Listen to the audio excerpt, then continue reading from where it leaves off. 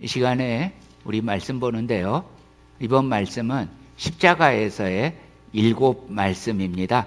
그래서 제가 제1원 하면 성경 주소 말고 그냥 이 내용만 우리 다 함께 받들어 읽도록 하겠습니다. 제1원, 아버지 저들을 사하여 주옵소서. 자기들이 하는 것을 알지 못함이니이다. 제2원, 내가 진실로 내게 이르노니 오늘 내가 나와 함께 낙원에 있으리라. 제3원, 여자여 보소서 아들이니이다. 보라 내 어머니라. 제4원, 나의 하나님 나의 하나님 어찌하여 나를 버리셨나이까. 제5원, 내가 목마르다. 제6원, 다 이루었다. 제7원, 내 영혼을 아버지 손에 부탁하나이다. 아멘. 오늘 우리 주님께서 십자가에 달리셔서 말씀하셨던 이 7마디 말씀을 우리가 살펴보려고 합니다. 이 십자가에서의 7말씀이 낯설지는 않으실 거예요. 왜냐하면 거의 매년은 아니지만 꽤 자주 성금요 예배 때 이 십자가상의 7마디를 우리가 읽고는 합니다.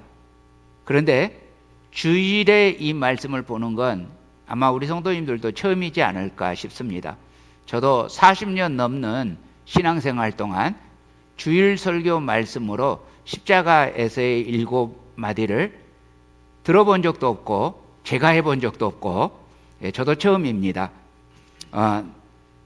그렇지만 성금요 예배 때 맨날 십자가에 달려서 고통당하신 주님의 의미로 그냥 이렇게 보통 우리가 가상칠언을 다룰 때 정서적으로 주로 다뤄요.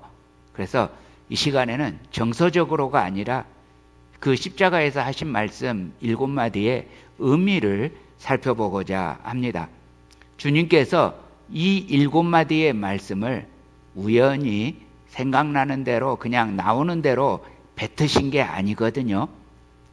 또 제자들 마태와 그리고 누가와 요한 이 세 사람이 이 십자가에서의 7마디를 기록했는데 이 세 사람이 다 그것을 통째로 기록한 게 아니라 7마디를 그 중에 다 이렇게 흩어서 기록을 했어요. 이걸 모아가지고 우리가 7마디로 이렇게 하는데 맞으면 흩어서 다 기록하지 않고 제자들이 다 기록하지 않고 그렇게 일부씩 기록한 이유가 뭐겠어요? 하나님께서 제자들에게 영감을 주시고 그 영감에 따라서 필요한 것들만 기록했어요. 어쩌면 예수님은 십자가에서 7마디보다 훨씬 더 말씀하셨을 수도 있어요. 그런데 제자들이 하나님께서 영감 받아서 기록한 것은 오직 7마디예요. 그렇다면 분명히 의미가 있고 목적이 있다는 말씀인 거죠. 우리가 보통 세례 받기 전에 세례문답에서 주로 많이 묻는 질문인데요. 우리들에게도 많이 들었던 질문이기도 해요. 예수님은 왜 십자가에 달리셨나요? 그러면 보통 다들 티피컬리 대답하죠. 뭐라고 대답하십니까? 그렇죠. 내 죄를 위해서 돌아가셨습니다 하고 대답합니다. 정답일까요? 자신 없으세요? 정답입니까? 예, 정답이니까 그렇게 대답하죠. 그런데 내 죄를 위해서 예수님이 십자가에 달려 돌아가셨습니다. 대답은 티피컬리 하는데 진짜 티피컬리해요. 무슨 말이냐면 그래서 내 어떤 죄를 위해서 돌아가셨지? 이것에 대해서는 크게 묵상하지 않아요. 그러니까 대답이 내가 묵상이 되어서 내 존재를 실어서 내 안에서 나에게 실제가 된 대답으로 주님이 내 죄를 위해서 돌아가셨습니다. 이렇게 대답하기보다는 배워서 교리적으로 대답해요. 답은 맞는데 이 답에 내 존재가 실어지지 않았다면 그러면 우리는 어쩌면 대답 제대로 못한 것이기도 하겠죠. 그래서 이 시간 주님께서 십자가에서 하신 말씀을 묵상하면서 주님께서 우리를 위하여 지신 바로 우리 죄가 어떤 죄일지 한번 묵상해 보는 시간을 가졌으면 좋겠습니다. 자, 먼저 제1원입니다. 우리 함께 읽도록 하겠습니다. 시작. 아버지, 저들을 사하여 주옵소서. 자기들이 하는 것을 알지 못함이니이다. 자, 예수님께서 하나님을 누구라고 불러요? 아버지. 그러면서 또 예수님은 우리들에게도 하나님을 아버지라고 부르라고 하세요. 주기도문에서도 그렇고 다른 여러 곳에서도 그렇게 가르쳐 주십니다. 여러분, 세상에는요, 두 종류의 사람이 삽니다. 우리는 세상에서 몇 종류의 사람이 삽니까 하면 흔히 인종으로 구분해요. 그래서 세 종류의 인종이 있다, 혹은 5종류의 인종이 있다, 이렇게 구별합니다. 뭐 백인종, 흑인종, 황인종 이렇게 구별하는데 아니에요. 실제로는 오직 두 종류의 사람이 살아갑니다. 첫 번째는 하나님의 자녀들입니다. 두 번째는 마귀의 종입니다. 그러므로 우리가 마귀의 종에서 벗어나서 하나님의 자녀가 되었다는 거, 입양된 거잖아요. 원래 우리가 이쪽에 있었던 존재인데 이게 내 능력으로 도저히 할 수 없는데 주님께서 친히 나를 뽑아 건져 올려서 하나님의 자녀로 입양했잖아요. 그렇게 우리는 변화가 일어났습니다. 정말 놀라운 은혜고 놀라운 복이고 놀라운 영광입니다. 여기서 예수님이 이 십자가에서 말씀하시면서 자기들이 하는 것을 알지 못함이니이다. 자기들이 하는 것, 여러분, 이 자기들이 하는 것, 이게 뭐예요? 예수님을 모욕하고 십자가에 못 박은 것입니다. 자, 이 요한복음 1장 10절 11절입니다. 그가 세상에 계셨으며 세상은 그로 말미암아 지은 바 되었으되 세상이 그를 알지 못하였고 자기 땅에 오매 자기 백성이 영접하지 아니하였으나. 자, 예수님이 세상에 오셨어요. 하나님의 아들이 세상에 오셨어요. 그러면 하나님의 아들이라고 불리는 사람들은 당연히 알아봐야 되잖아요. 자녀들, 백성들이 알아봐야 되잖아요. 그런데 자기 백성이, 하나님의 백성이 예수님을 영접하기는커녕 오히려 예수님을 십자가에 못 박았습니다. 하나님을 대적하는 너무나 큰 죄를 짓고 있는 것입니다. 그럼에도 불구하고 예수님은 그들을 저주하거나 심판하지 않으셨습니다. 오히려 이들을 용서해 주기를 위해서 간구하셨습니다. 사랑하는 형제자매 여러분, 우리들은 이렇게 하나님의 아들 되시는 예수님을 통해서 하나님을 거역하고 하나님께 반항하고 심지어 그 아들을 십자가에 못 박는 죄를 용서받게 되었습니다. 우리가 우리의 삶 속에서 하나님을 반항하고 하나님을 거역했던 모든 현장들이 있습니다. 여러분은 어떠신지요? 여러분의 삶 속에서 하나님을 거역하고 반항하고 예수님을 십자가에 못 박거나 모욕했던 그런 여러분의 삶의 현장이 기억나십니까? 저는 원래 안 믿는 사람이었잖아요. 너무 많이 기억납니다.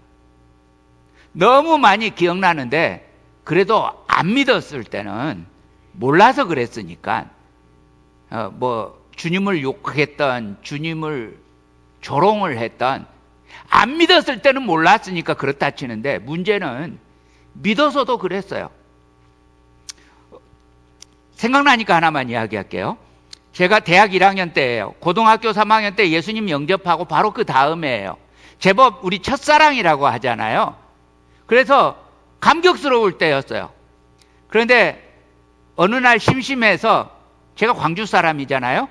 광주 시내를 나가서 우다방 앞에 있었어요. 광주 사람들은 우다방이 어딘지 다 알아요. 그게 뭐냐면 지금은 그렇지 않아요. 지금은 광주가 커져서 그렇지 않은데 예전에는 광주 시내에 길이 두 개가 있어요. 한 길은 금남로예요.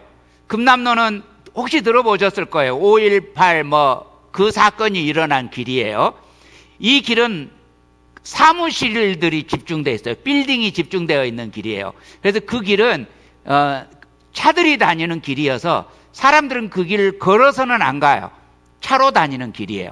그 옆에 충장로라고 하는 길이 있어요. 이 길은 쇼핑 단지예요. 그래서 오직 이 한 길에 다 있어요. 그래서 시내를 가면 무조건 충장로를 가는 거예요. 그런데 저처럼 할 일 없이 그냥 심심해서 가요. 그러면 우다방에 가는 거예요. 우다방은 그 충장로 1가와 2가 사이에 있는 광주 우체국이에요. 그래서 거기에 서 있으면 모든 광주 사람들은 충장로로 오기 때문에 그냥 약속을 잡지 않고 거기 서 있으면 언젠가 아는 사람을 만나요. 그래서 심심하면 거기서 서 있는 거예요. 누구와 만나자고 약속하지 않고. 그리고 아는 사람 지나가면, 그 시대는 그랬어요. 야 누구야 하면 그때부터 같이 어울려 노는 거예요. 그래서 그날 제가 우다방에 서 있는데 고등학교 동창 녀석들이 마침 지나오는 거예요. 근데 한 명이 군복을 입었어요. 벌써 1년 만에 군대를 가가지고 휴가를 왔대요. 그러니까 우리 동창 중에 가장 일찍 군대를 들어가고 나온 거예요. 그래가지고 별로 친한 사이는 아니었어요. 그런데 야 반갑다 형로야, 여기 아무개가 군대 갔다가 우리들 중에 가장 먼저 군대 갔다 휴가를 나왔으니 우리 같이 이 아이를 위로해 주자. 그래서 야 끼어 하고 데리고 가서 같이 어울리게 됐는데, 그렇게 해서 첫 번째 간 곳이 디스코텍이었어요. 예. 그래서 이제 디스코텍에서 이제 이 콜라 한 잔 마시고 그리고 막 이렇게 하는데, 우리만 즐기고 놀아서는 안 된대요. 이 휴가 갔다 온 애를 총각딱지를 떼어줘야 된대요. 그래서 여학생을 미팅을 주선을 하자고. 그러고 나서 또 이 대학교, 제 다니는 대학교 아니고 다른 대학교 여학생 서로 안다고 또 데리고 왔어요. 그래가지고 그 현장을 제가 지금 보고 있는 거예요. 그러면서 저는 마음속이 조마조마해요. 정말 오늘 저녁에 이 아이들에게 범죄가 일어날 것인가 아닌가. 이제 그러면서 저는 이제 주님 생각에 막 조마조마하면서 이 자리에 내가 앉아 있는 게 정말 어려워요. 그런데 그렇다고 야 이건 죄야 이렇게 말할 수 있는 용기도 없어요. 그래서 거기서 그냥 같이 어울려서, 용기가 없다기보다는 호기심이 더 커요. 정말 이 역사가 일어날 것인가? 이 호기심이 더 커요. 그런데 한편에서 주님은 자꾸 생각나게 하시는 거예요. 그래서 이 범죄의 현장에 끼어 있는 그 유혹과, 강력한 유혹과, 그리고 이건 죄니까 빨리 벗어나라고 하는 우리 주님의 음성이 막 같이 들어오는 거예요. 너무 괴로워서, 양심이 괴로워서 제가 잠깐 눈 뜬 채 기도를 했어요. 하나님, 잠깐만 밖에 계세요. 그때는 몰랐어요. 그것이 우리 주님을 모욕하는 것이고 주님을 십자가에 못 박는 일이라는 걸 몰랐어요. 제 인생에 그런데 이 일이 한 번만 있었던 게 아니에요. 주님을 잠깐 눈 감아 주세요. 주님 잠깐만요. 모르는 척 해주세요. 이런 일이 제 인생에 여러 번 있었어요. 이것이 나를 위해서, 나의 죄를 위해서 십자가를 지신 우리 주님을 모욕하는 일이라는 걸 몰랐어요. 그러나 하나님을 거역하고 있었고, 일부러 고의로 하나님께 반항하고 있었고, 십자가의 사랑의 주님을 모욕하고 있었어요. 그런데도 주님은 바로 그 우리 죄, 하나님을 거역하고 하나님을 모욕하는 우리 죄를 용서해 주고 계셨습니다. 자기들이 하는 것을 알지 못함이니이다. 자, 제2연입니다. 함께 읽습니다. 시작. 내가 진실로 내게 이르노니 오늘 내가 나와 함께 낙원에 있으리라. 자, 지금 예수님의 십자가 좌우편에는 아주 흉악한 죄인 두 사람이 못 박혀 있습니다. 여러분, 우리가 보통 십자가에 못 박힌 두 강도라고 하잖아요. 그냥 단순한 강도면 십자가에 안 달립니다. 십자가에 달렸다라는 것은 가장 극악한 죄수라는 것을 의미합니다. 그냥 강도짓 하다가 우발적으로 죽였다라는 수준이 아니에요. 일부러 도적질해서 재물을 얻기 위해서 사람을 많이 죽인 강도예요. 그 강도가 양쪽에 못 박혀 있는데 한쪽 강도는 자기가 그런 잔인하고 극악한 죄를 지었음에도 그리스도인 줄 알면서 그리스도니까 그리스도에게 악다구니를 퍼붓습니다. 반면에 다른 한편 강도는 자기의 죄를 그리스도 앞에서 인정하고 그리고 그리스도께서 자기에게 긍휼을 베풀어 주시도록 기도를 합니다. 그리고 우리 주님은 바로 그 긍휼을 구하는 죄인에게 죄 용서를 선포하시고 낙원에 함께하는 은혜를 선포하셨습니다. 아무리 흉악한 죄를 지었어도 주님의 긍휼을 구하는 자는 구원을 받았습니다. 우리 브라질 팀이 지금 간 곳이 아마존에서 대서양을 만나는 지역이에요. 이 적도가 그어져 있고 아마존강이 거기 가면 너무 넓어서요. 강 저편이 안 보여요. 그리고 강인데 너무 넓으니까요. 돌고래도 살고요. 그리고 또 밀물 썰물도 있어요. 그런데 그 동네 이름이 마카파입니다.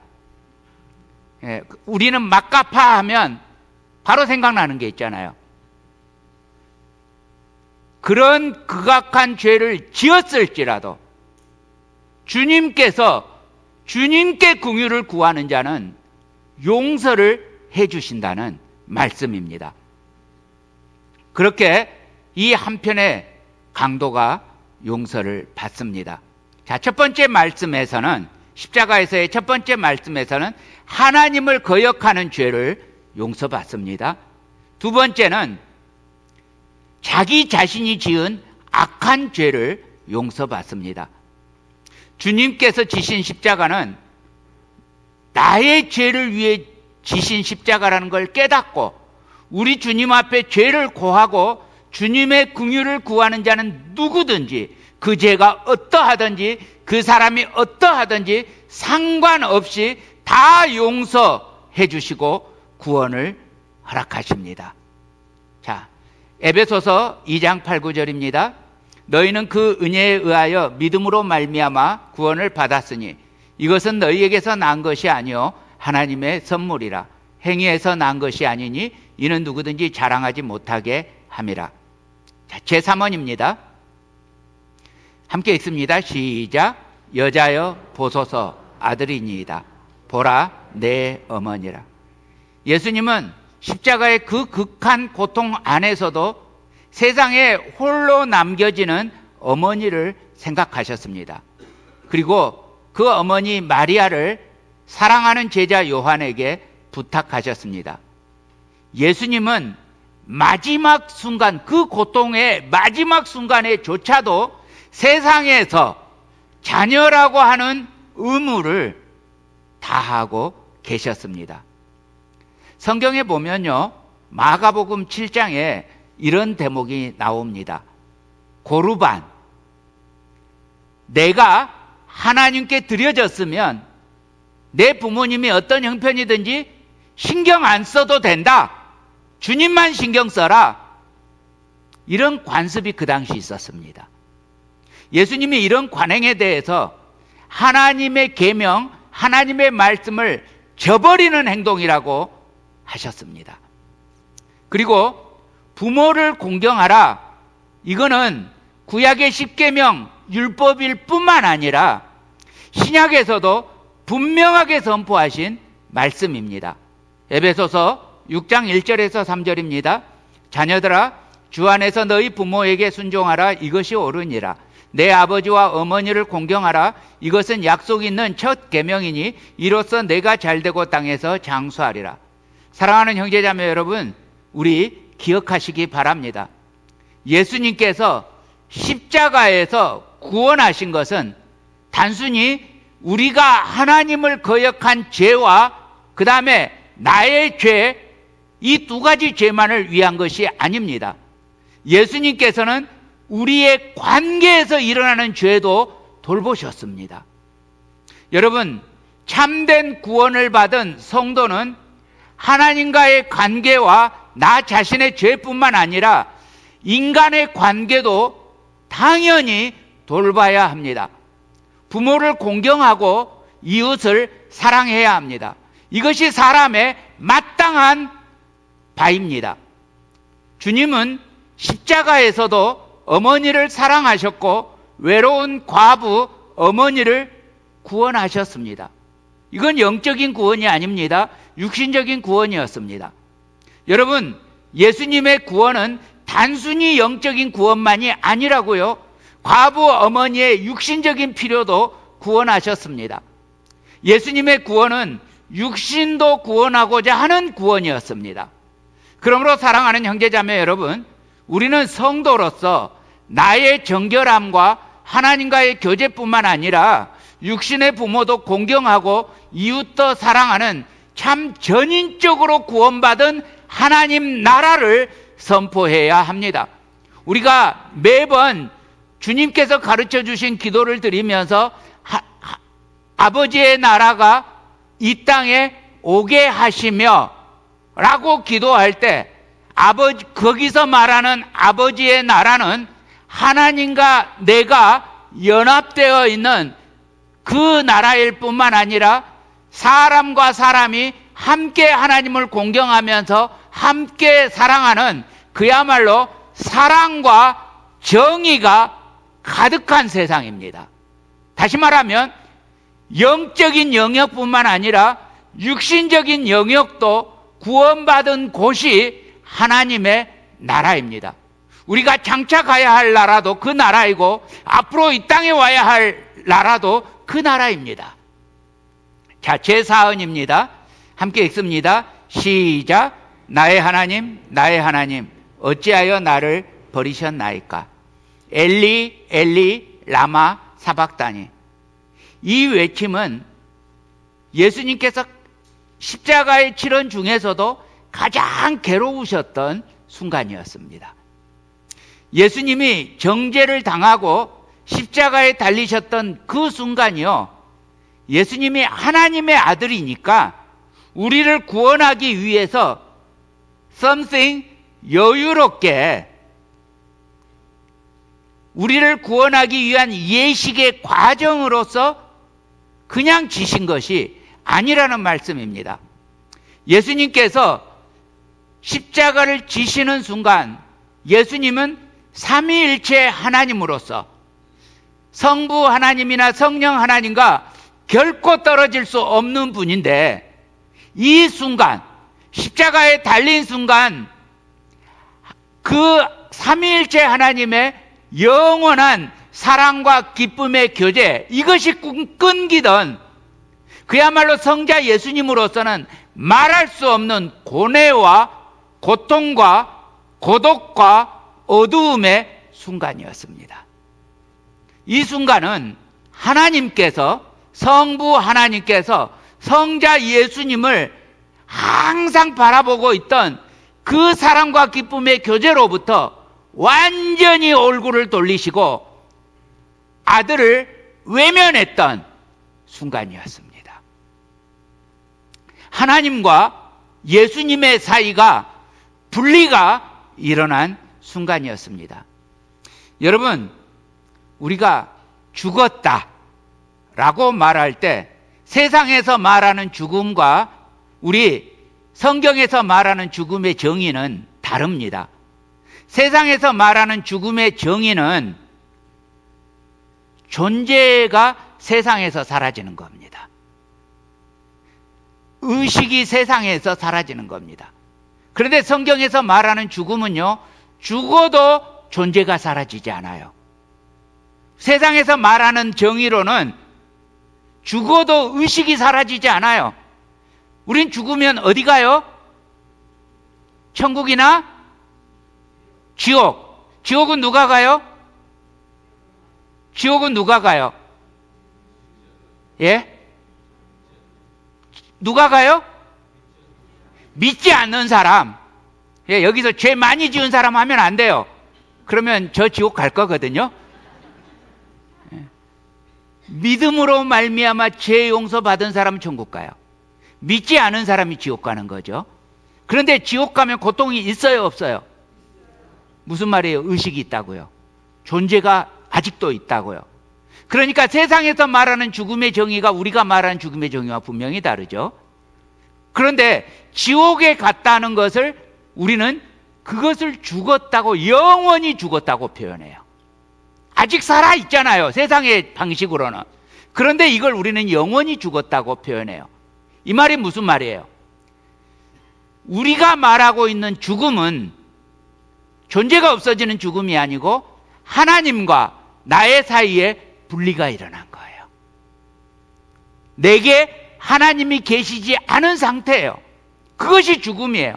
그래서 에베소서 2장 1절에서 우리를 표현하기에 우리가 아직 살아있는데 우리가 허물과 죄로 죽었도다. 벌써 죽었다고 표현하고 있어요.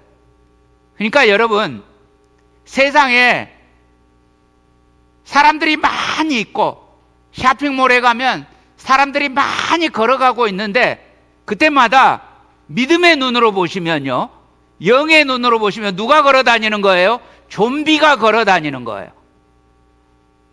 죽은 사람들이란 말이에요. 그래서 가끔 사람들이 이런 말을 해요. 어떻게 하나님이 그렇게 잔인하시느냐고, 어떻게 그렇게 사람들을 많이 죽이시느냐고. 뭐 예전에 쓰나미가 왔을 때도 그런 말 있었잖아요. 그런데 아니에요. 벌써 죽은 존재를, 다만 이 땅에서 죽어서 돌아다니는 존재를 지옥으로 옮길 뿐이에요. 이미 죽은 존재예요. 예수님이 우리에게 주시는 것은 그러므로 생명 주시고자 하시잖아요. 예수님이 사랑이시니까 십자가에서 생명 주시려고 하는 거예요. 죽은 존재니까. 살아있는 존재가 왜 생명이 필요해요? 내가 진실로 진실로 너희에게 이르노니 내 말을 듣고 또 나 보내신 이를 믿는 자는 심판을, 그 다음 뭐예요? 예? 심판을 받지 아니하고 영생을 얻게 하려 하심이라. 우리에게 영원히 생명 주시려고 주님께서 십자가를 지셨어요. 그런데 지금 예수님에게 분리가 일어났어요. 우리는 애시당초 죽었었기 때문에, 이미 죽은 존재이기 때문에 이 하나님과 내 사이의 소외가 와닿지 않아요. 그래서 예수님 믿고 난 다음에도 순식간에 이전의 그 소외의 상태로 돌아가요. 하루에도 몇 번씩. 죄로 말미암아. 십자가로 다시 돌아오면 생명이지만 나의 옛사람의 습관은 어느새 나를 사망의 상태로 돌려요. 그래서 우리는 하나님과의 소외가 별로 안 무서워요. 그런데 우리가 하나님의 형상을 잃어버렸지만 하나님의 형상의 흔적은 있어요. 그게 뭐냐면 하나님과의 소외는 안 두려워하는데 사람들로부터 소외되는 걸 두려워해요. 그래서 왕따 당할까봐, 가족에서 소외될까봐, 친구들 관계에서 소외될까봐, 직장에서 소외될까봐, 사람들의 평판에서 소외될까봐 전전긍긍하면서 오히려 하나님과의 소외는 신경도 쓰지 않고 사람과의 소외만 되지 않으려고 그렇게 벌벌 떨고 있는 우리들의 현주소를 봐요. 예전에 어떤 목사님이 계셨어요. 여기 남가주에서 되게 유명한 목사님이시고 이름만 들어도 아마 아시는 분은 아실 텐데 이름 그래서 말씀드리지 않아요. 살아계시니까. 이분이 죄를 지으셨어요. 성적인 죄를 짓고 계셨어요. 성적인 죄를 짓고 계시다가 주님의 임재를 만난 거예요. 주님의 임재를 만나니까 이제 죄가 죄로 깨달아지잖아요. 그래서 그 죄에 대해서 교인들에게 고백해야겠다 라고 결심을 하게 됐어요. 근데 결심을 한 그날이 주일이면 바로 할 텐데 아직 며칠이 남았어요. 그러니까 이 며칠 동안 계속 고민이에요. 할까 말까. 고백하겠다고 결단했는데 또 돌아서면 할까 말까. 또 돌아서면 할까 말까 하면서 고민을 하다가 이분이 심지어 주님께 하소연을 했는데 차라리 나를 데려가 달라고, 나를 죽여 달라고. 이분이 지금 죽음보다 무서운 거예요. 차라리 죽는 게 낫겠다는 거예요. 죽음보다 무서운 게 뭐예요? 이 교인들로부터, 교인들의 평판으로부터 소외당하는 거였어요. 그리고 마침내 그 돌아오는 주일에 이분이 죄를 고백을 했어요. 교회가 난리가 났죠. 그리고 이분은 사임을 하실 수밖에 없게 됐죠. 사임하셨고 아직도 목회 현장으로 못 돌아가셨어요. 죄를 고백했지만 목회 현장으로는 아직도 못 돌아가셨어요. 말하자면 아직도 사람들 사이에서는 소외를 당하고 있는 거예요. 그렇지만 이분은 자기 영혼은 건졌어요.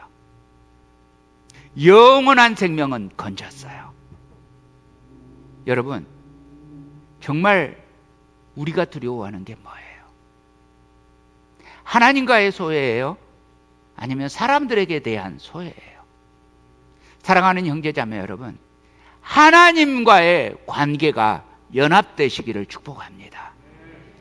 예수님께서 엘리 엘리 라마 사박다니 외칠 때 하나님과의 그 소외에 대한 괴로움으로 외치신 것이기도 하지만 우리 소외를 위한 인간의 하나님과의 소외를 구원하시기 위해서 대신 십자가에서 못 박히셔서 외치는 외침이기도 한 것입니다. 그렇게 해서 우리의 고독, 우리의 소외된 인간 존재, 여기로부터도 우리 주님께서 우리를 구원해 주셨습니다. 요한복음 17장 21절에서 예수님께서 십자가에 달리시기 전에 우리를 위해서 이렇게 하나님께 기도를 드립니다. 기도문이셨습니다. 아버지여, 아버지께서 내 안에, 내가 아버지 안에 있는 것 같이 그들도 다 하나가 되어 우리 안에 있게 하사 세상으로 아버지께서 나를 보내신 것을 믿게 하옵소서. 여러분, 정말 주님과 연합이 이루어지잖아요. 세상에서 소외가 두렵지 않습니다.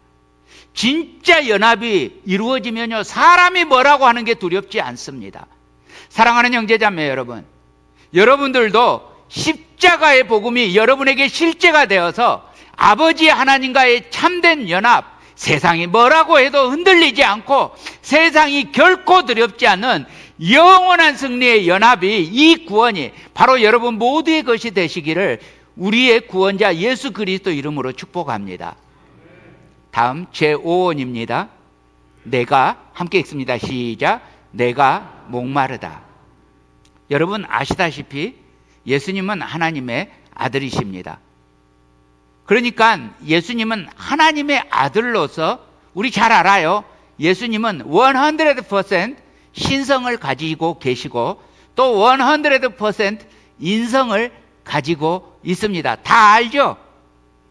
다 아시는 이야기죠? 예, 우리 다 알아요. 예수님이 신성과 인성을 가지고 있습니다. 그래서 예수님은 삼위일체 하나님이신 동시에 완전한 인간입니다. 우리 교리적으로 잘 알아요. 교리적으로. 그런데요, 아주 오래전에 초기 기독교 이단 가운데 도세티즘이라고 하는 이단이 있었어요. 가현설인데 한마디로 말하면 영지주의 이단이에요. 그러니까 이 이단의 주장은 뭐냐면 하나님이 너무 거룩하시고 깨끗해요.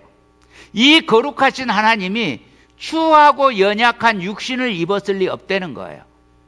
그래서 그리스도는 하나님이시니까 사실은 사람의 몸을 입고 온 것은 아니라는 주장이에요. 예수님이 사람인 것처럼 보이지만 예수님이 실제로는 하나님의 그 신적인 특성과 존재를 포기하신 적이 전혀 없다는 거예요. 이게 가현설의 주장이에요. 이게 이단이에요. 그런데 성경은 분명히 주장하고 있죠. 여러 곳에 주장하고 있지만 한 곳만 봅니다. 빌립보서 2장 6절에서 8절입니다.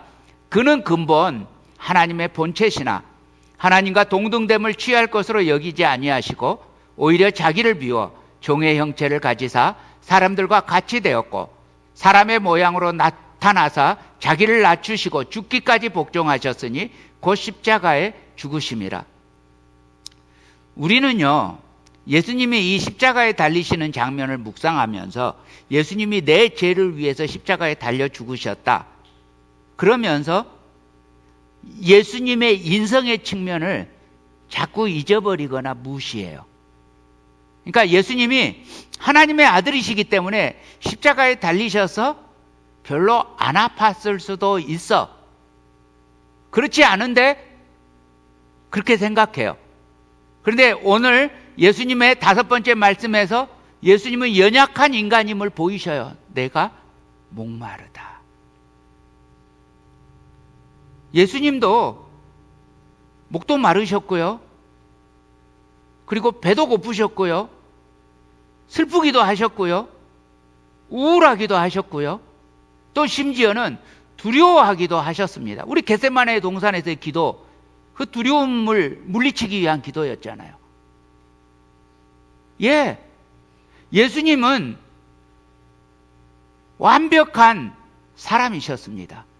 그렇기에 우리의 연약함을 너무 잘 이해하시고 그리고 우리의 연약함을 대신 짊어지셨습니다. 여러분, 십자가에서 예수님은 우리의 목마름을 담당하셨습니다. 여러분, 우리 인생은요, 어디에서 무슨 물을 마셔도 우리에게 이 심한 갈증을 해소할 길이 없었습니다. 제가 어린 시절에 저희 어머니께서 보건소 직원이셨어요. 간호사로 보건소 직원이었는데 그 시절에 제가 너무 어렸는데 아침에 출근하시고 저녁에 퇴근을 하시니까 처음에는 문을 잠궈놓고 퇴근을 하셨어요. 그러니까 방 안에 제가 있는데 그 방 안에 밥을 넣어놓으시고 요강 넣어놓으시고 그리고 그 커다란 팔각 성냥 있잖아요. 그걸 방에다가 탁 이렇게 엎질러 놓으면 제가 참 순했나 봐요. 그 성냥을 가지고 하루 종일 놀다가 배가 고프면 밥 먹고 심하려 오면 요강에서 신우고 그렇게 하고 또 돌아올 때까지 성냥 가지고 놀고 있대요. 그런데 어느 날이었어요. 그날은 어머니가 깜빡하시고 요강을 안 넣어 놓으신 거예요. 그래서 열심히 놀고 밥을 먹는데 그런데 너무 그날 목이 말랐어요. 그래서 목이 마른데 물이 없어요. 같이 있어야 되는데 그러니까 어머니가 그날은 뭔가 굉장히 바쁘셨어요. 그래서 목이 마른데 나갈 수는 없죠. 잠겼으니까.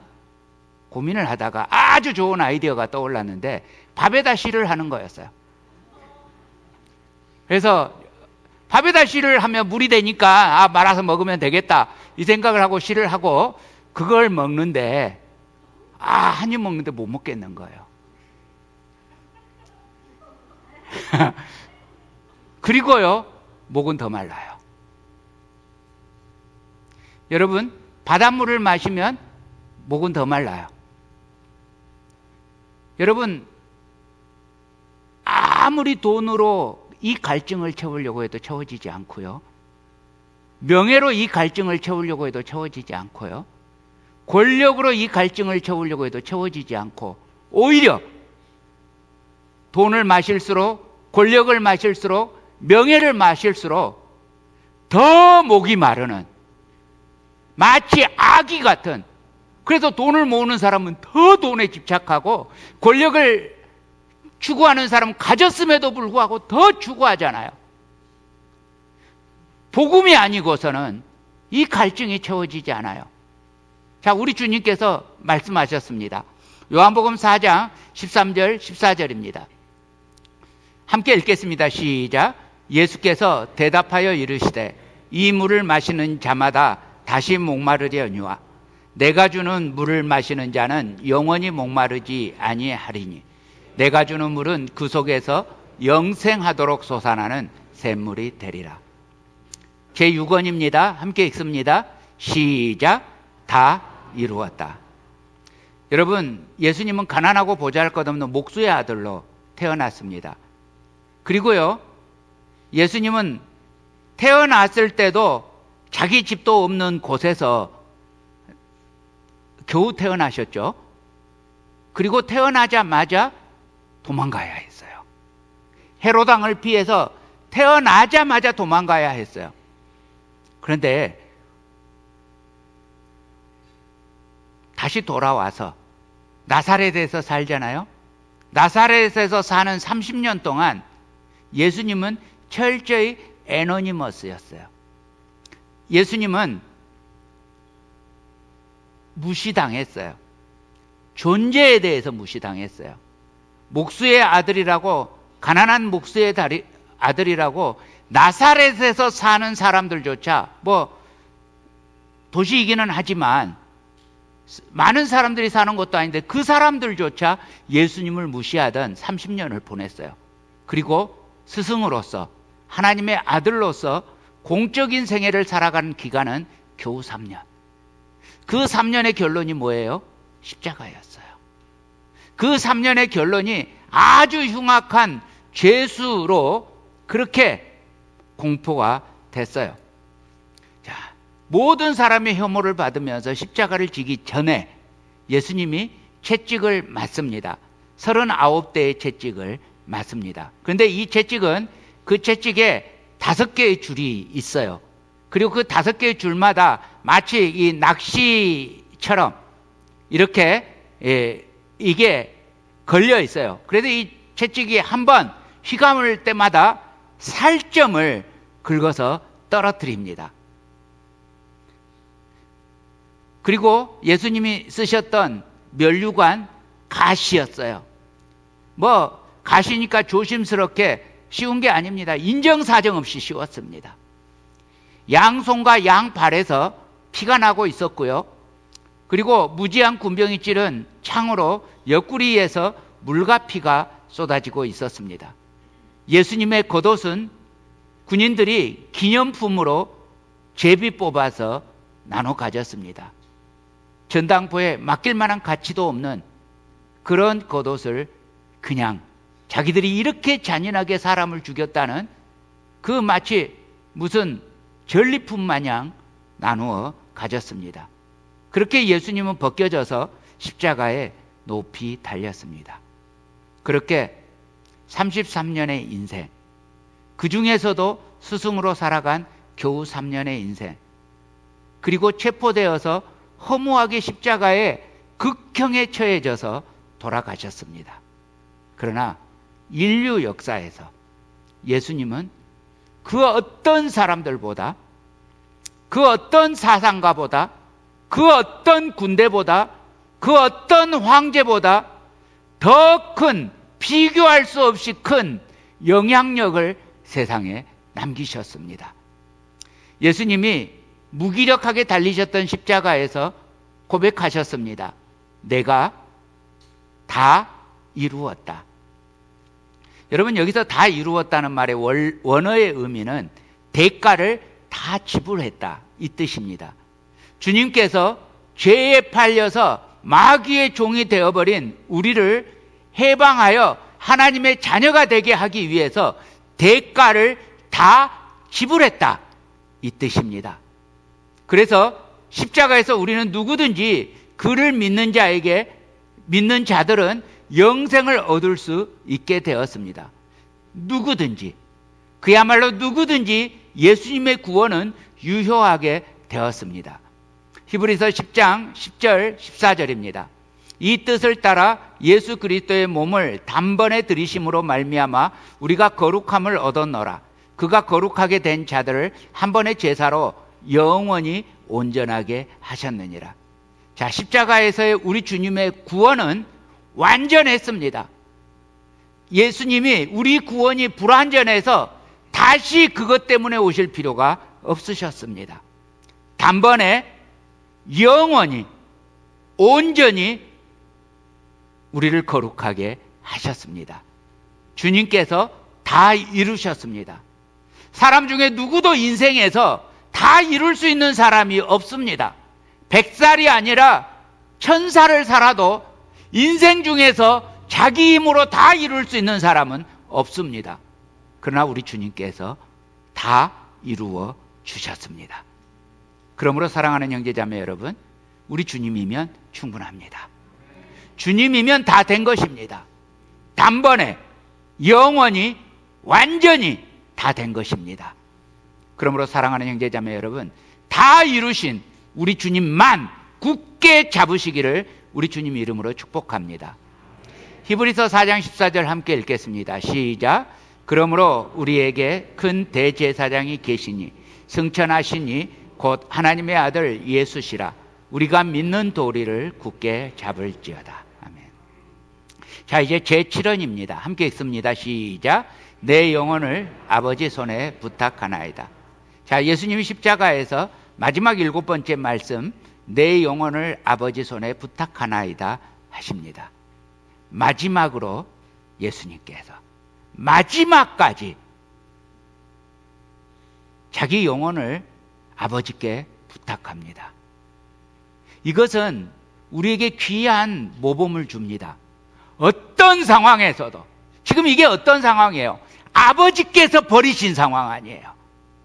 그 상황에서조차 아버지께 부탁해요.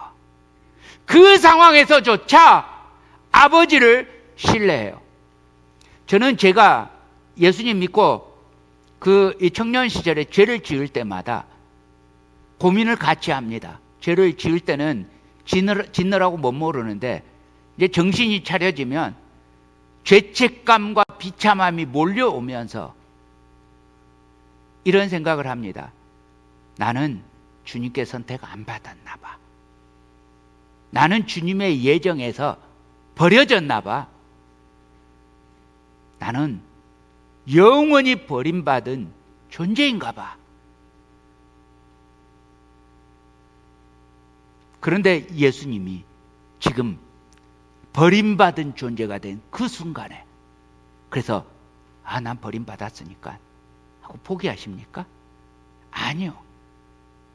아버지여, 내 영혼을 아버지 손에 부탁하나이다. 다시 아버지께로 돌아오고 있습니다. 그러므로 사랑하는 형제자매 여러분, 어떤 상황에서도 주님께로, 주님의 십자가 앞으로 돌아오셔서 주님의 죄 용서 하심이 여러분에게 실제가 되시기를 축복합니다. 예수님도 연약한 인간으로서 정신적으로도 감정적으로도 육체적으로도 한없이 고통스러웠습니다. 견디기 힘든 순환이었습니다. 그러나 그 결론은 신뢰였습니다. 끝까지 신뢰였습니다. 우리도 그래야 합니다. 그래도 계속 끝까지 주님만 신뢰하시기를 축복합니다. 나중에 기독교 역사 최초로 순교자가 나오지요. 스데반입니다. 스데반이 죽을 때 이렇게 죽습니다. 사도행전 7장 59절 60절입니다. 그들이 돌로 스데반을 치니 스데반이 부르짖어 이르되 주 예수여 내 영혼을 받으시옵소서 하고 무릎을 꿇고 크게 불러 이르되 주여 이 죄를 그들에게 돌리지 마옵소서 이 말을 하고 자니라. 예수님께서 십자가에서 외치신 것처럼 이 스데반이라고 하는 거룩한 성도도 동일하게 주님만 신뢰했습니다. 참 성도라면 마지막 숨을 쉬는 그 순간이야말로 우리 믿음의 증거가 나타나는 시간입니다. 제가 우리 성도님들의 장례를 많이 집례했고, 그리고 몇 분은 제가 직접 운명을 경험하기도 했어요. 그런데 잊혀지지 않는 분들이 몇 분이 있어요. 근데 그 중에 한 분이 돌아가실 때 큰 소리로 주여 내 영혼을 받아 주옵소서 하고 돌아가셨어요. 이상덕 장로님, 우리 이영철 장로님의 아버님이셨습니다. 와, 돌아가시는 그 며칠 동안 병원에서 간호사와 닥터가 무척 힘들어했어요. 당신이 돌아가실 거라고 여기셨어요. 그래서 그 병실에서 고래고래, 아니 돌아가실 분이 왜 그리 힘이 센지 고래고래 기도를 하시는 거예요. 계속 기도를 하시더니 마지막 순간에도 내 영혼을 받아 주옵소서 하고 돌아가셨어요. 그때 저에게도 소원이 생겼어요. 나도 죽을 때 곱게 안 죽을 거야. 내 영혼을 받아 주옵소서. 이렇게 외칠 수 있는 은혜를 주옵소서. 이거 은혜예요. 그 순간에 이게 나온다는 게 정말 쉽지가 않아요. 이게 자칫 잘못하면 링겔 꽂고 그 몰핀 주사 놓고 제정신이 아니다가 돌아가는 게 거의 대부분인데, 와, 그 순간에 그렇게 돌아갈 수 있다면 은혜인 거예요. 그래서 간절히 내게 이 은혜를 달라고 저도 기도하고 있어요. 이 소원이 여러분에게도 동일한 소원 되시기를 바랍니다. 그 어떤 순간에서도 주님을 놓지 않고 주님이 나를 버리신 것 같은 그 순간에도 주님 붙잡고 주님을 신뢰하고 내 영혼을 받아 주옵소서, 이렇게 기도하는 우리 모두가 되기를 우리 주님 이름으로 축복합니다. 그렇습니다. 사랑하는 형제자매 여러분, 인생길 다 가고 운명의 순간을 맞을 그때, 아버지여 내 영혼을 아버지 손에 부탁하나이다. 끝까지 믿음 지키는 성도가 되시기를 축복합니다. 우리가 살 길은 오직 내 아버지밖에 없습니다. 아버지께서 내 아빠 되시니까 아버지 하나님 의지하면 우리는 영원히 살 수 있습니다. 천하보다 귀한 생명, 아버지께 의탁하는 자는 참으로 삽니다. 할렐루야.